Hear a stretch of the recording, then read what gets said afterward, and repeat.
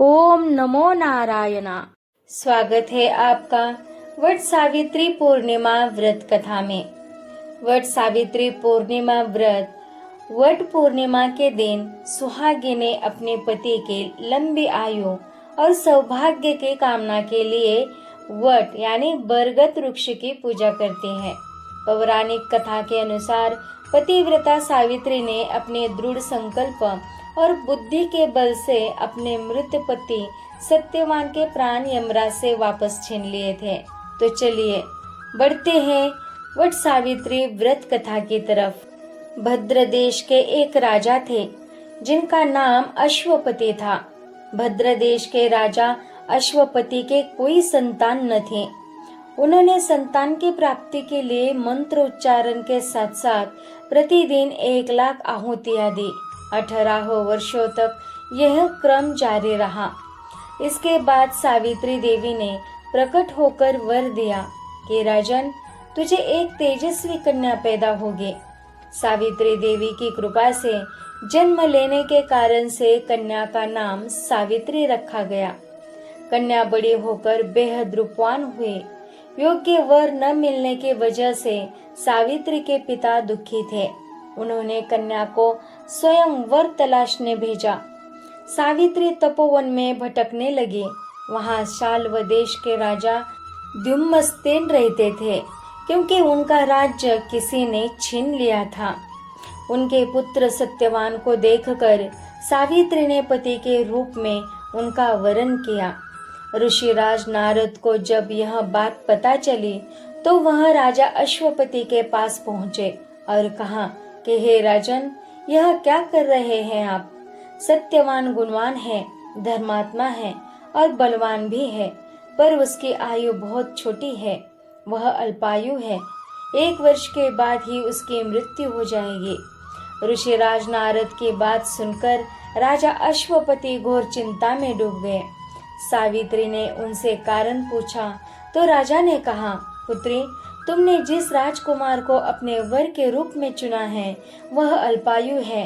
तुम्हें किसी और को अपना जीवन साथी बनाना चाहिए। इस पर सावित्री ने कहा कि पिताजी, आर्य कन्याएं अपने पति का एक बार ही वरण करती है। राजा एक बार ही आज्ञा देता है और पंडित एक ही बार प्रतिज्ञा करते हैं और कन्यादान भी एक ही बार किया जाता है। सावित्री हट करने लगी और बोली, मैं सत्यवान से ही विवाह करूंगी। राजा अश्वपति ने सावित्री का विवाह सत्यवान से कर दिया। सावित्री अपने ससुराल पहुंचते ही सास ससुर की सेवा करने लगी। समय बीतता चला गया। नारद मुनि ने सावित्री को पहले ही सत्यवान की मृत्यु के दिन के बारे में बता दिया था। वह दिन जैसे जैसे करीब आने लगा, सावित्री अधीर होने लगी। उन्होंने 3 दिन पहले से ही उपवास शुरू कर दिया। नारद मुनि द्वारा कथित निश्चित तिथि पर पितरों का पूजन किया। हर दिन की तरह सत्यवान उस दिन भी लकड़ी काटने जंगल चले गए। साथ में सावित्री भी गई। जंगल में पहुंचकर सत्यवान लकड़ी काटने के लिए एक पेड़ पर चढ़ गए। तभी उसके सिर में तेज दर्द होने लगा। दर्द से व्याकुल सत्यवान पेड़ से नीचे उतर गए।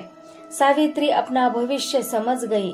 सत्यवान के सिर को गोद में रखकर सावित्री सत्यवान का सिर सहलाने लगी। तभी वहां यमराज आते दिखे। यमराज अपने साथ सत्यवान को ले जाने लगे। सावित्री भी उनके पीछे पीछे चल पड़ी। यमराज ने सावित्री को समझाने की कोशिश की, यही विधि का विधान है, लेकिन सावित्री नहीं मानी। सावित्री की निष्ठा और पतिपरायणता को देखकर यमराज ने सावित्री से कहा कि हे देवी, तुम धन्य हो, तुम मुझसे कोई भी वरदान मांगो। सावित्री ने कहा कि मेरे सास ससुर वनवासी और अंधे हैं, उन्हें आप दिव्य ज्योति प्रदान करें। यमराज ने कहा, ऐसा ही होगा, जाओ, अब लौट जाओ। लेकिन सावित्री अपने पति सत्यवान के पीछे पीछे चलती रही। यमराज ने कहा, देवी, तुम वापस जाओ। सावित्री ने कहा, भगवान, मुझे अपने पति देव के पीछे पीछे चलने में कोई परेशानी नहीं है। पति के पीछे चलना मेरा कर्तव्य है। यह सुनकर उन्होंने फिर से उसे एक और वर मांगने के लिए कहा। सावित्री बोली, हमारे ससुर का राज्य छिन गया है, उसे पुनः वापस दिला दे। यमराज ने सावित्री को यह वरदान भी दे दिया और कहा, अब तुम लौट जाओ। लेकिन सावित्री पीछे पीछे चलते रही। यमराज ने सावित्री को तीसरा वरदान मांगने को कहा। इस पर सावित्री ने 100 संतानों और सौभाग्य का वरदान मांगा। यमराज ने इसका वरदान भी सावित्री को दे दिया। सावित्री ने यमराज से कहा कि प्रभु, मैं एक पतिव्रता पत्नी हूँ और आपने मुझे पुत्रवती होने का आशीर्वाद दिया है। यह सुनकर यमराज को सत्यवान के प्राण छोड़ने पड़े। यमराज अंतर्ध्यान हो गए और सावित्री उस वट वृक्ष के पास आ गई, जहाँ उसके पति का मृत शरीर पड़ा था। सत्यवान जीवंत हो गया और दोनों खुशी खुशी अपने राज्य की ओर चल पड़े। दोनों जब घर पहुंचे तो देखा कि माता पिता को दिव्य ज्योति प्राप्त हो गई है। इस प्रकार सावित्री सत्यवान चिरकाल तक राज्य सुख भोगते रहे। अतः पतिव्रता सावित्री के अनुरूप ही प्रथम अपने सास ससुर का उचित पूजन करने के साथ ही अन्य विधियों को प्रारंभ करे। वट सावित्री व्रत करने और इस कथा को सुनने से उपवासक के वैवाहिक जीवन या जीवन साथी की आयु पर किसी प्रकार का कोई संकट आया भी हो तो वो टल जाता है। वट सावित्री पूर्णिमा व्रत की कथा हमें यह सिखाती है, यदि सच्ची निष्ठा, प्रेम और संकल्प हो तो एक स्त्री अपने दृढ़ निश्चय से मृत्यु के देवता यमराज को भी अपने मार्ग से डिगा सकती है। यह कथा सच्चे जीवन साथी के महत्व और हर परिस्थिति में उसका साथ निभाने का सबसे बड़ा संदेश देते हैं। तो आज के लिए इतना ही। हरि शरणम।